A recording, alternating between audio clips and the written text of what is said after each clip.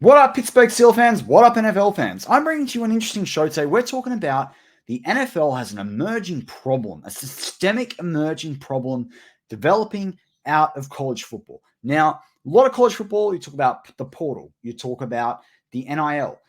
One thing that's basically unsaid is the role of the COVID year in this context. Now, I'm going to number one firstly say that when it comes to the NIL, everyone should be able to profit off their name, image, and likeness. I mean, if they weren't playing football, when you look at it from all college athletes, if they weren't doing that, they'd be able to profit no matter what age you are. You're allowed to profit off your own name, image, and likeness, right? They should be able to. Free market economy, free market country. That's what it should be.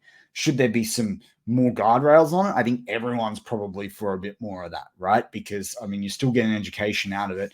It is changing the game versus like college and NCAA versus pro, all those things.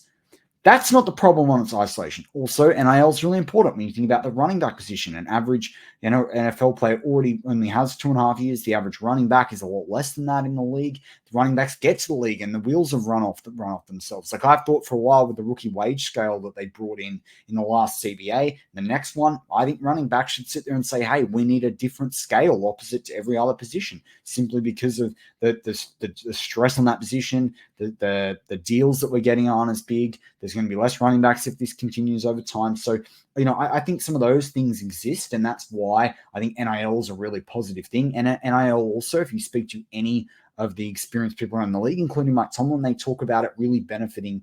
The big guys will always benefit in some way, or they'll benefit when they get to the NFL. As soon as they've left college, they benefit from those endorsements. But those smaller, not necessarily the biggest names, when it comes to the athletes, particularly women athletes as well, they're seeing a lot of benefits from NIL, and good on them.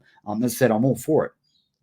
But the challenge that actually exists right now, and I'm going to play you a quick snippet from a recent Move the Sticks podcast with Bucky Brooks and Daniel Jeremiah. Been listening to him over a decade. They had Jim Nagy on from the Senior Bowl, and he had something very interesting to say, and we're going to analyze that after we hear this quick snippet from Jim Nagy. Player is the extra COVID year. I think the extra COVID year was created. The spirit of it was for the women's softball player or the men's gymnast or someone who had a season canceled, to have them get their fourth year back.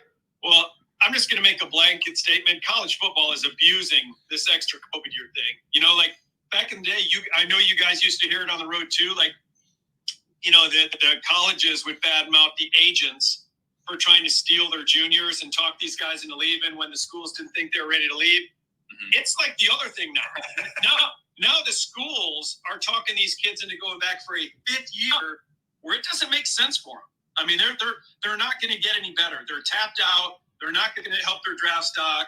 You're trying to throw a little bit NIL money at them to come back for a fifth year, and it's not what's best for the player. Like I've been really surprised these last few weeks of coaches that I've known a long time and I have a lot of respect for aren't doing what's right by their players right now. They're trying to, and that's kind of interesting what he's saying there. The COVID year is not the best thing for every player. We have had previous experiences, and you still get it today, where there are some players that are told, jump in the NFL straight away, and they're not ready for it. Now you've got players that are coming to the league later on. Marvin Harrison Jr. should be the top wide receiver in this draft, or one of the top. There's going to be, if you listen to the guys from the draft dudes, they're saying there's 10 wide receivers in the first 60 picks. Minimum, there's probably 12 wide receivers, top 60 picks, 10 potentially in the top 40 picks, maybe even 5 to 8 go in the first round. But Marvin Harrison is top of that list.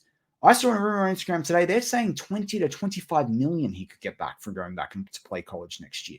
Now, that's pretty crazy when you think about how many receivers are on 20 to 25 million. If you're a Steelers fan, that's more than what Deontay gets. Right now, that's more than Jalen Waddle, CeeDee Lamb, Justin Jefferson, Brandon Ayuk, T. Higgins, Calvin Ridley, Devonta Smith, Jonathan Taylor, running back from the Colts, DeAndre Swift from the Eagles, Tony Pollard, Justin Fields. That's more than all those guys are making. Just for Marvin Harrison like that. And as I said, as a free market capitalist, you sit there and you say, good on you. But what does it mean about the talent coming into the NFL? So since the COVID year, which basically meant that during COVID, because of all the different things that happened with teams, players were given an additional year of availability. Now that means that basically from 2020 to probably, I think the way it works out to be the end of the 2025 draft crop of prospects, any of those guys, technically it can be later too if people come and, leave and go back to college and all the rest of it. But that 5-year period, almost 6 drafts worth of players are affected by this COVID year eligibility. Now, what does that mean for the NFL? That means that they're not necessarily getting talent when they should be getting it. That also means that they've got a massive challenge coming up when it comes to collective bargaining agreement. And so damn well that should be the case. After all, the NFL is making billions and billions and billions. I wish I could say it the way Pat McAfee does with his team, but billions more from sports betting. And so they should be paying more to the players. But this is a really interesting thing where you've got college over NFL. And I heard some guys talking about this the other day on YouTube from one of the big American sports program. I can't remember which one it was. And they were saying college is meant to be the time of your life. You're going to get paid $20 to $25 million to be in college. You're going to say, heck freaking yeah. I don't have half the rules that I've got to have when it comes to the NFL. Yes, you get more freedoms as a human being in the NFL than all the college stuff. But do you want to go win national championships? Do you want to make endorsement money? Do you want to make your family rich? No guarantees in the NFL. No guarantees. If you go in the top 10 picks, you're probably going to a crap team, right? You're probably going to be losing for the next 2 or 3 years. Not necessarily if you're Marvin Harrison, for example, going to a Hall of Fame quarterback. Quite the opposite. Unless they happen to draft them in the year prior, or they're drafting them the following year, or they've somehow got 2 picks and they're drafting you together. So the reality is the NFL's got a problem on its hand because the product of the NFL is what loses out here, and they can't win because the NFL's factory of college players comes from the NCAA, comes from the college game.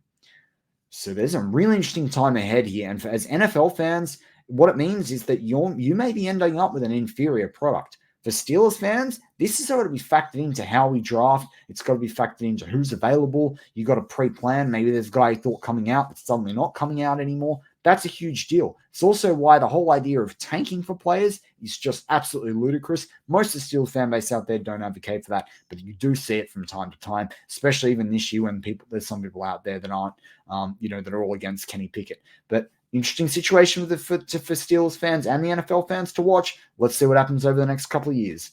As always, go Steelers.